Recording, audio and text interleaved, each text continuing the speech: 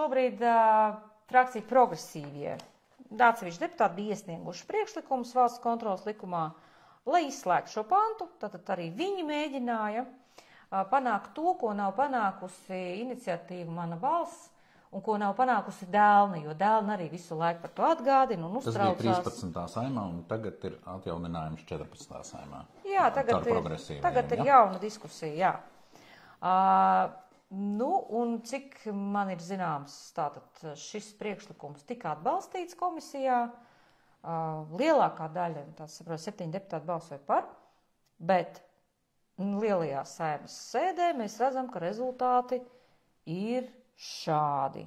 Deputāti gala beigās neatbalstīja šo priekšlikumu, un, protams, ka visās ziņās šī, manuprāt, bija ziņa par Saimu numur 1 šodien, ka Saima tomēr pretēji tam, kā bija lēmts komisijā, publisku revīziju neļaus savam budžetam veikt.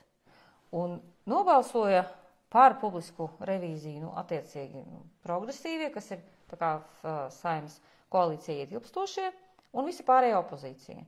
Pret nobalsoja jaunā vienotība, protams, Oļegs Burovs. Jā.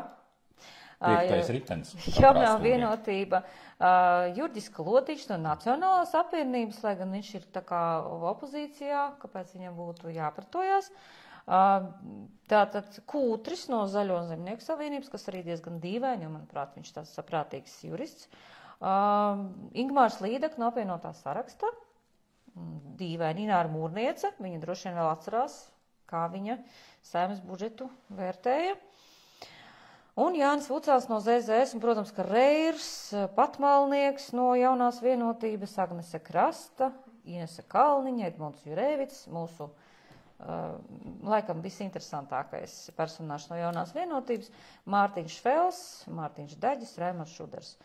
Un tad vesela virkne, 49 atturībnieki. Tas principā tā kā mēģināja kaut ko noraut. Nē, tā nav noraušana, jo atturās arī ieskaitās balsojumā. Ja viņi būtu izņēmuši kartes, tad būtu, protams, norauta